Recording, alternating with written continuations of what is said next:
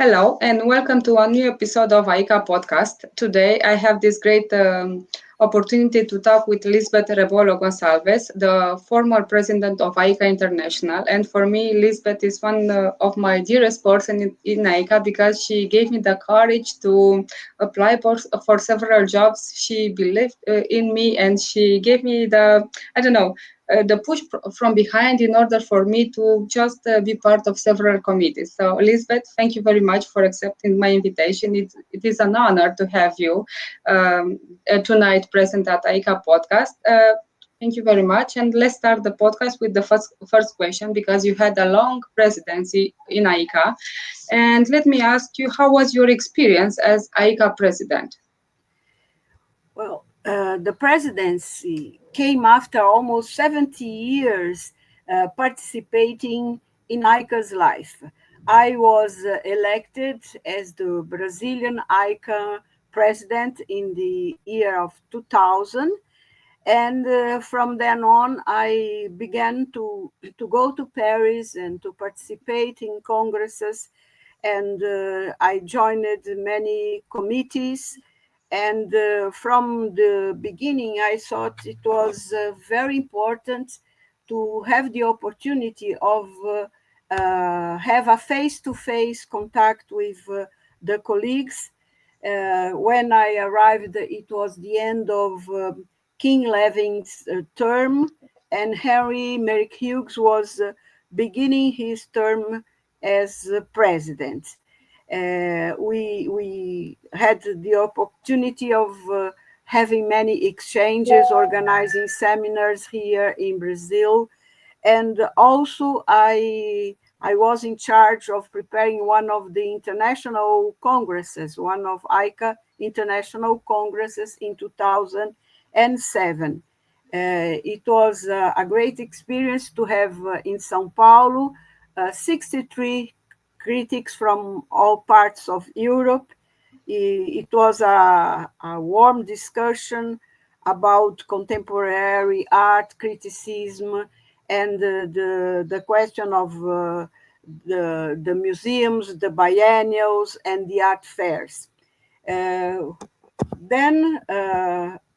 when I had a second mandate as Brazilian AICA president, the second one was in 2010 up to 2016. In that moment, the president was Jakuba Konati and then Marek Bartelik.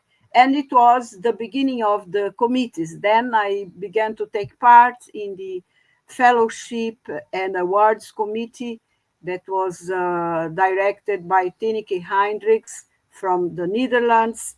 It was a great moment. She established the awards. She established the prizes. She gave a strong importance to the young critics' participation in AICA. Then I also worked with Publication Committee, Congress Committee, and Finance Committee. And I ran for the presidency in 2017 when Marek was finishing his mandate. I was very honored to be elected. It was not an easy moment. At the beginning, everything was okay. We had two congresses in Taiwan, in Germany. Then we were planning a third congress in Turkey, but COVID-19 appeared, and it was a great problem for us because everything was in person, and we had to use technologies to begin with webinars, to begin with meetings online, and also the congresses had to be online for some years, for some moments. All the meetings and the Turkey Congress was online.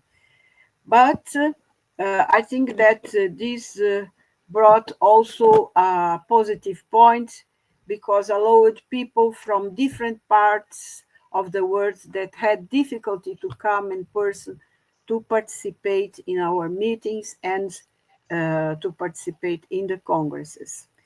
And I learned about many things about the cultural differences of the countries, of the people, and I made many friends. It was a great period for me. Yeah, it's amazing that you said so many information about your presidency, and also you said about the congresses that are happening in AICA, because during the congress, every art critic, every member of AICA can come, and we are doing this awesome networking, and also the congresses that were online during the COVID era were also a good way of communicating. Even though we didn't talk to each other face to face, we had this great opportunity to meet everything, to meet everybody. Yes. Let me ask you next. How is AICA changing the way we perceive art criticism? Because AICA is doing an awesome job starting from the beginning, and you, as a former president, and right now as an honorary president of AICA, you have all this knowledge about how AICA is changing the way we perceive art criticism. Perhaps we should think about how the changes in the cultural scene led AICA to resize the dimensions of art criticism. Perhaps we can put the question on this viewpoint. I'm not sure if AICA is able to change the way to perceive art criticism, but AICA must open a dialogue with the changes that are coming up, and we must continue our mission to develop our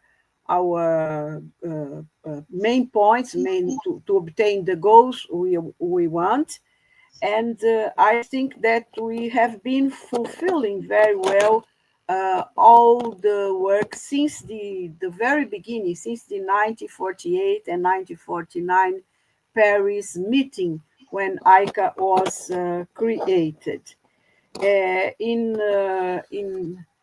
that moment, we saw that art historians, museum directors, specialists from all fields that deal with art were present at that moment. And since the very beginning, there was a very profound debate about what is criticism, how should we practice art criticism, and so on. So, in the following years, the changes came to us, and we had to open also our field for the participation of curators, people who worked in the educational field, professors, educators, and museums and cultural centers, and so on. And uh, the field has a small difference between one or other practice, but at the end, I think that it is a good thing to have such a difference inside AICA, to have curatorship, for example, and to have the art criticism practiced on newspapers, on art magazines, and to have people that work in universities. I think that's a great thing for us, and I think that perhaps we can discuss limits of art criticism and inside AICA, but it's important to have their presence. Yes, it is, because AICA is full of individual working in several areas, not only art critics, but also curators, also cultural mediators. I'm very keen about the topic of art mediators and how art can be mediate in order to reach the public. And my third question is regarding this aspect. From a point of view, how important are art mediators, and also how are the experiences as a curator from your perspective, because you also curate exhibition, you also do all sorts of events, and also you are involved in several cultural and several international networks all over the world. Yes, mediation is very much important. It's the connection point that we have between those who want to approach to AICA and those who practice the art activity. As a curator, my main activity came always from the research I've developed. All the curating experiences were related to research. I am a researcher at the university. I'm a professor, an art history professor at the university. But when I develop my researches, sometimes appear the opportunity of organizing exhibition about some discoveries, some documents, some new information that we discover during these researches. And I almost always have done some curating activities for museums since the very beginning. Not only the museum at the university, but also other museums where people knew about my research and invited me to develop, to organize some informations and some exhibitions. The main period, perhaps, was the one when I was director of the Contemporary Art Museum at the University of São Paulo. And in that moment, I was exactly researching about the communication of art exhibition with the public. I had a fellowship to do this research and an interface with France. I worked together with Jacques Lénard. He has a French group, and I had a Brazilian group researching the same problem. And from this experience, some exhibitions were created. One of them was the Burle Marx exhibition. It was a retrospective of his contribution. He is a very important landscaper and also artist, and we organized a very complete exhibition of his production. It was something done for the Museum of Contemporary Art, and we used dramatized. It was an experience of using dramatized scenography, what was not usual here in the Brazilian institutions. And we tried to connect his production as a landscaper and with the production as his production as an artist. And I think that the public could approach with more facility, with more conditions of understanding by this experience of an aesthetic experimental experience of the exhibition space itself. You understand? And I think that this perhaps could be an example. We have opportunity to publish a book on his contribution. This exhibition was made just after his death, and it had a very important signification for the city of São Paulo, for the museum, and in certain dimension also for the country. We organized it as an example of the scenography. Perhaps I can remember that we organized it at the very entrance of the museum, a small garden with all the plants that he used when he worked as a landscaper. This project was developed together with his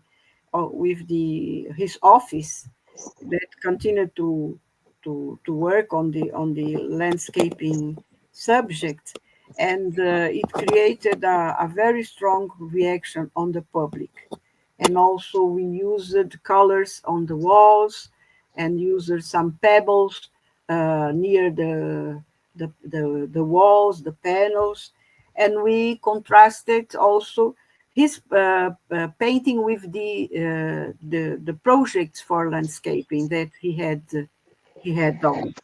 And perhaps this can be one example that can illustrate a little bit the sort of work I've done. Recently, I had the opportunity also of organizing uh, a small exhibition about landscape in the 1930s, 1940s, putting the focus on a group where my own father, that was a painter, took part. So it was a very nice experience too.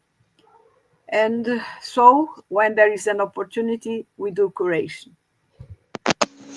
All the information that you told me are simply amazing because you talked about art mediators, you talk about the experience you have during the exhibition, you talk about all the awesome things you created in order for the public to get the information better, in order for them to have this full, authentic museal experience. And thank you very much for telling everything. And thank you very much for also presenting an example of an exhibition that you participated in and also an exhibition that a lot of individuals had the opportunity to visit. And it's amazing that also a book was created after the exhibition and a book for the artist. Also, because you are well connected with the Brazilian cultural environment. I'm very keen about what's happening at the Brazil Biennale, what is happening over there, what events are happening, and also if you can tell me a little bit of history regarding the Brazilian Biennale, because I think a lot of people like me are interested what's happening in the other part of the world and how this Biennale is growing every year, every edition more and more. And I know, as I stated before, you are more than connected with all this awesome community. Okay. Well, the Biennial of São Paulo was the second biennial in the world because the first one was Venice. Venice was an example for São Paulo, and this Biennial of São Paulo was a very important point in the modernization process of Brazilian art. We entered in contact with the modern art, with the avant-gardes in the 20s. Almost all Latin American countries did so.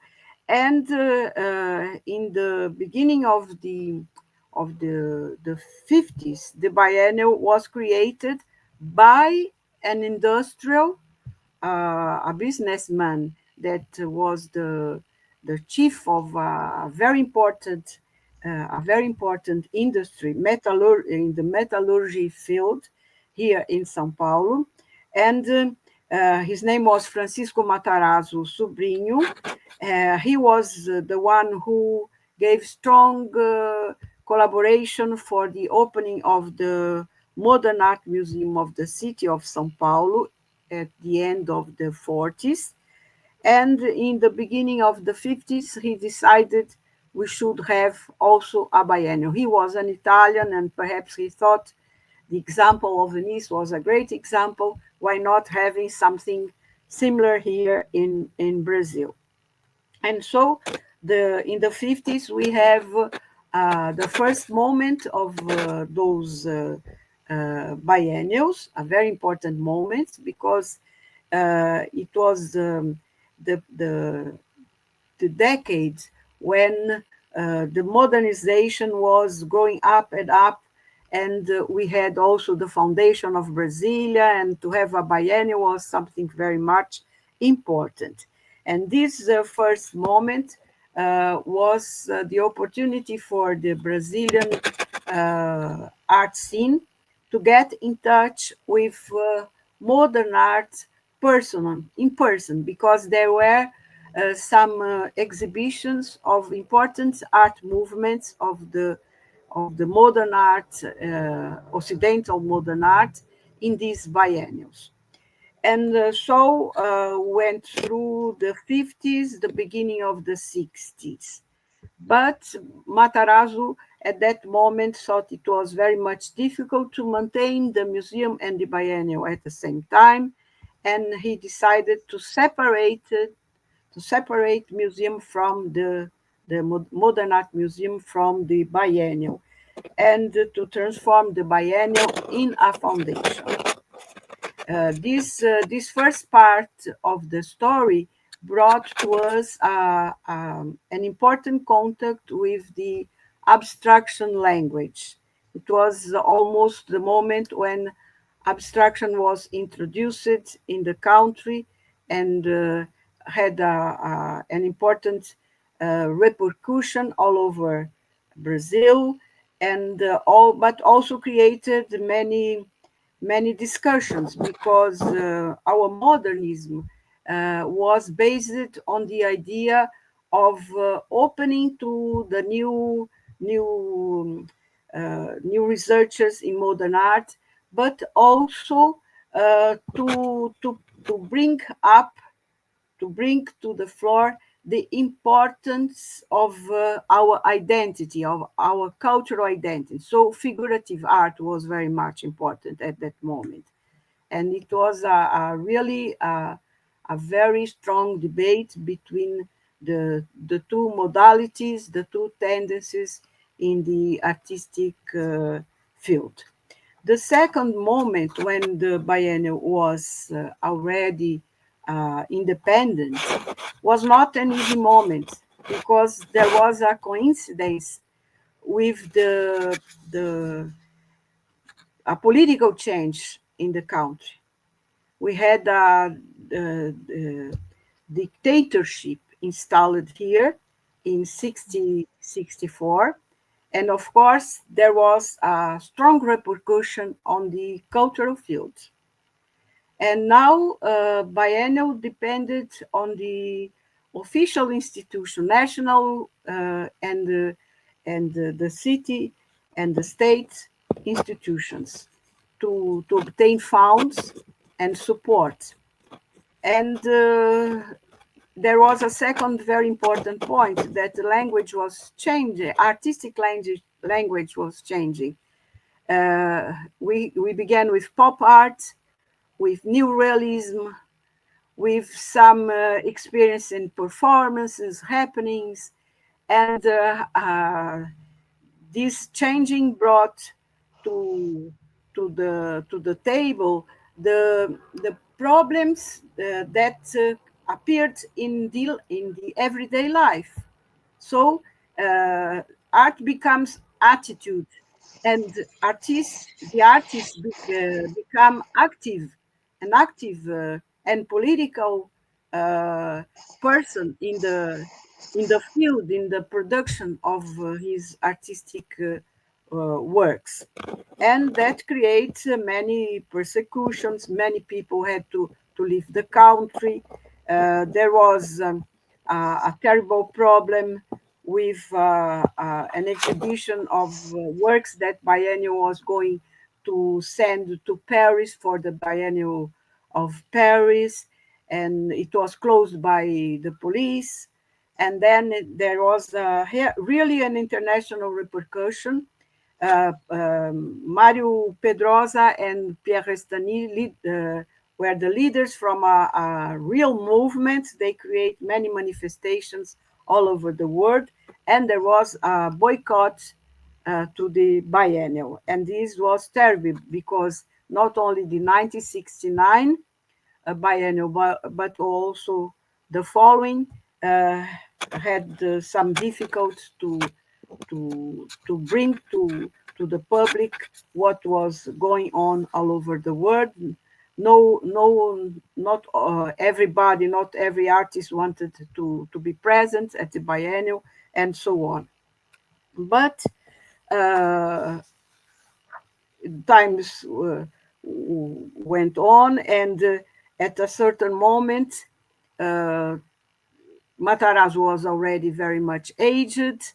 and he left biennial as a president in 1955, died 2 years later, and then we began another experience in this second period as a foundation. We began to have the presence of curators. Mhm. There was a council that organized the project of the exhibition, but invited a curator to develop a project, and this began in the 1980s, and from then on we have this sort of exhibition, always an exhibition based on a theme. And there were important exhibitions. I can perhaps point out one Yes, that please. was curated by Walter Zanini, a critic and professor of art history. He was also director of the Museum of Contemporary Art in the 60s. He abandoned the systematic division by country and began to organize exhibition to organize his the he decided to organize his exhibition based in concepts, not analogy concepts. So there was a more theoretical exhibition. And then in 1985, another example we can have was the exhibition curated by Sheila Leonard that had as a theme the man and life. And it was important because there we can see and we can find an example of how curatorship can be an art critic attitude.